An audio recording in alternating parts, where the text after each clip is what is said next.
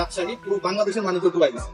বিদেশি ক্রিকেটাররা বিপিএল এ খেলে না, পরিবহন শ্রমিকরা ধর্মঘট করছে একটা দলের বিপক্ষে, 1.5 লাখ টাকার জন্য মালিক বের হতে পারে না। আমি আজকে রাজশাহীর মালিকের সাথে কথা বলেছি, আপনি যদি পে করতে ব্যর্থ হন আমাদেরকে আইনি প্রক্রিয়ায় যেতে হবে। আপনি কি জানতেন, আপনার তথ্যটা কি ছিল? আমার মনে হয় আমরা যথেষ্ট ভালোভাবে বিচার বিবেচনা করিনি। আমরা এমন ভাবে কথা বলছি যে BPL was like everything was 100% correct, শুধু এই বছর এসে প্রবলেম হয়েছে। বিপিএল এর ভাবমূর্তি যে খুব একটা এ ক্লাস ছিল কখনোই না। আমরা এখান থেকে বের হয়ে আসবো। এখন পর্যন্ত বিদেশি ক্রিকেটার যারা, একটু আগে পর্যন্ত ESPN ক্রিক ইনফো আমাকে ইনফর্ম করেছে যে তারা তাদের হোটেল ত্যাগ করতে পারেনি, বিমানের টিকিটটা দেওয়া হয়নি সেই ক্রিকেটারকে। এই দল এবারের বিপিএল এ কিভাবে আসবে, এই দল এবারে বিপিএল কিভাবে আসবে, এই ব্যাপারটা কি আপনি জানেন কিনা? একই সাথে বাকি দুজন রয়েছেন, ফারুক ভাই গভর্নিং কাউন্সিলের চেয়ারম্যান এবং ফাহিম ভাই রয়েছেন সদস্য সচিব। আপনারা নিশ্চয়ই এই ব্যাপারটার সাথে ইনভলভ ছিলেন। আপনাদের রোলটা কি ছিল to select Rajshahi as a BPL franchise? আগে আমি আপনার কাছে আমার দিক থেকে আমরা যেই সন্ধান কমিটি করেছি, এই কমিটি খুঁজে বের করবে যে যেই দলগুলোর আসলে এই সামর্থ্য ছিল না তারা কিভাবে আসলে এখানে আসলো।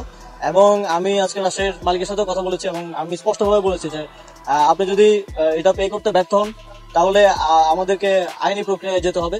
এবং বাংলাদেশের যে ভাবমূর্তি ক্ষুণ্ণ হয়েছে, আমরা সবাই মিলে এত এফোর্ট দিলাম, শুধুমাত্র একটা দলের পেমেন্ট গত এই অবহেলার কারণে এই পরিস্থিতিটা তৈরি হয়েছে। এবং এটার দায়িত্ব আসলে এর দায়টা কাদের উপর সেটা আমাদের সন্ধান কমিটি বের করবে এবং তারপর আমরা তাদের ব্যাপারে ব্যবস্থা নেব।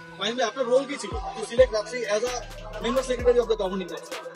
আপনি কি জানতেন, আপনার তথ্যটা কি ছিল যেটার উপর ভিত্তি করে আপনি ট্রাস্ট করতে পারেন এরকম একজন ফ্র্যাঞ্চাইজি মালিক? আমার মনে হয় আমরা যথেষ্ট ভালোভাবে বিচার বিবেচনা করিনি এই ফ্র্যাঞ্চাইজিকে নেওয়ার ক্ষেত্রে। যতটুকু হিসেব নিকেশ করা প্রয়োজন ছিল, তাদের অভিজ্ঞতার কথা বলি, তাদের ফিনান্সিয়াল স্ট্রেংথের কথা বলি, এই বিষয়গুলো ভালোভাবে যাচাই বাছাই না করে বোধহয় আমরা ওদেরকে ইনক্লুড করেছি এই ফ্র্যাঞ্চাইজিতে, যার ফলশ্রুতিতে আমরা একটা ডিফিকাল্ট সিচুয়েশনের মুখোমুখি হতে হচ্ছে। কেন আমরা যথাযথভাবে বিচার বিশ্লেষণ করলাম না? এখানটায় আপনারা কর্নার করেছেন না, মুছছেন না, যেখানটায় বিনামূল্যে পানি পাচ্ছে। তোমার কোশ্চেন আমি বুঝতে পেরেছি, আমি একটু করি আমি শুনলাম তো তোমার কোশ্চেন, এখন আমার কথা শুনো। এটা জানুয়ারি মাসের আছে কত তারিখ? ফেব্রুয়ারি মাসের আজকে হলে গিয়া 2 তারিখ, 1 তারিখ। আর ফ্র্যাঞ্চাইজির সাথে আমরা আলাপ শুরু করেছি অগাস্ট আপরাইজিং এর পরে সেপ্টেম্বরের ফার্স্ট উইক। একটু পটভূমি বলে দিয়ে সবার জন্য সুবিধা হবে। আমার কাছে প্রথম আসছে group of players headed by Tamim Iqbal, তার সাথে ছিল মুশফিক, মেরাজ। আমাকে প্রথম বলেছে আপনি বাংলাদেশ টিমের ক্যাপ্টেনের থেকে আপনি হয়েছেন হলো গিয়ে বোর্ড সভাপতি, আপনার আমাদের এতগুলা প্লেয়ারের টাকা। আমরা আলোচনা করছি শুধু রাজশাহীতে যেই কাজ করেছে এর চেয়ে খারাপ কাজ আর করা সম্ভব না একটা দেশের টুর্নামেন্ট শেষ করে দেওয়ার জন্য। বাট আপনাদের বুঝতে হবে আজকে ফেব্রুয়ারি মাসে এসে ব্যাক ইন সেপ্টেম্বরে কি কাজ করা উচিত ছিল বা ছিল না। আমার অপশন ছিল খুব বেশি না, আমার সাথে ছিল মেম্বার সেক্রেটারি। আমরা বসেছি, প্রথম আমরা নিয়েছি আমাদের নতুন সরকার, চিফ অ্যাডভাইজার মহোদয়, আমাদের স্পোর্টস অ্যাডভাইজার মহোদয়, তার উৎসব করবে। আমরা নতুন একটা বাংলাদেশ পেয়েছি। প্রেশার না, আমরা চেষ্টা করেছি, যেটা বলেছেন ধারাবাহিকতা রক্ষা করার ব্যাপারটা, এটা আমরা চেষ্টা করেছি। আমাদের কাছে 4টা টিমকে আমরা মনে করেছি ঠিক আছে। 3টা টিম গত বছরের ফ্র্যাঞ্চাইজি ফি দেয় নাই 1.5 কোটি টাকা, তার মধ্যে 25% প্লেয়ার পেমেন্ট বাকি ছিল। সো বিপিএল এর প্লেয়ার পেমেন্ট এটা কিন্তু গত 11 বছরের হিস্ট্রি। আপনি যদি ফিরে যান আর যদি আপনি বলেন আমি একটা অডিট করে দিব, আপনি দেখিয়ে দিব যে কতগুলা টিম প্রতি বছর। আমরা এমন ভাবে কথা বলছি যে BPL was like everything was 100% correct, শুধু এই বছর এসে প্রবলেম হয়েছে, এটা না।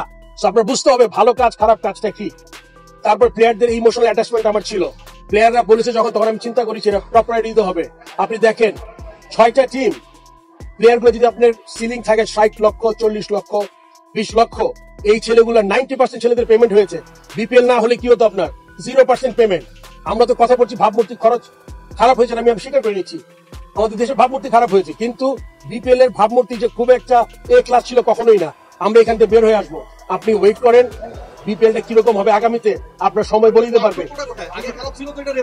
আগে তো রাজা ছিলেন ওনারা 16 বছর, তখন কেন তো প্রবলেম ছিল। গত বছর একটা ফ্র্যাঞ্চাইজি থেকে কোনো ব্যাংক গ্যারান্টি নেয় না, একবারও লিখেছেন? 1 মিনিট, আপনারা লিখেছেন একবারও? নো গ্যারান্টি, ব্যাংক গ্যারান্টি যে গত বছর ছিল না একটা টিমের, শুধু বরিশালে কি ব্যাংক গ্যারান্টি ছিল? গত বছর একটা টিমের ছিল না। আপনি কথা বোঝার চেষ্টা করেন। আপনি গত বছর একটা টিমের শুধু ছিল বরিশাল, এবারও তার ব্যাংক গ্যারান্টি আছে। So আপনি খবরটা ঠিক মতো নিতে হবে, শুধু কথা বলার জন্য কথা বললে হবে না।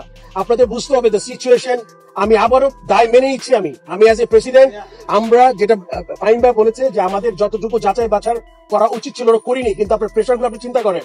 আপনার 2 মাস আগে টিমদের জানাতে হবে বিপিএল করবো, তা নইলে অন্য যে ফ্র্যাঞ্চাইজি টুর্নামেন্ট আছে ওখানে প্লেয়ারগুলো চলে যাবে। So that was A pressure. আপনার বিপিএল শুরু হবে ডিসেম্বর, ব্যাক করে নভেম্বর, অক্টোবর 15 তারিখের মধ্যে আমরা ড্রাফট করে ফেলেছি। সো আপনি এই ব্যাপারগুলো কিন্তু আমাদের কিচ্ছুই কনসিডারেশন আনি না। গভর্নিং কাউন্সিল কেন করেননি, এত লেট কেন করেছে? গভর্নিং কাউন্সিল করেছি আমরা। পরে করেছে আপনি জানেন আমাদের এখন কতজন ডিরেক্টর আপনি জানেন? প্রেসিডেন্ট ছাড়া 9 জন 10 আপনি জানেন এক একজনের কয়টা করে কমিটি? আপনি জানেন? 3টা 4টা করে। তাহলে আপনার তো বুঝতে হবে যে এক মিনিট উপদেষ্টা তো নিজে অনেক আমি মন্ত্রণালয় সামলায় ভালো। আমি উনি পুরো বাংলাদেশ এখন আপনি কারোর সাথে আপনি এরকম কম্পেয়ার করেন না। তার ক্যাপাবিলিটি আমার থেকে বেশি, আমার ক্যাপাবিলিটি কম। আপনার বুঝতে হবে যে যেই সিচুয়েশন, আপনাদের সাথে আমি আরেকদিন কথা বলবো, মাননীয় উপদেষ্টাকে এখানে আমি আসলে ওয়েট করাতে চাই না।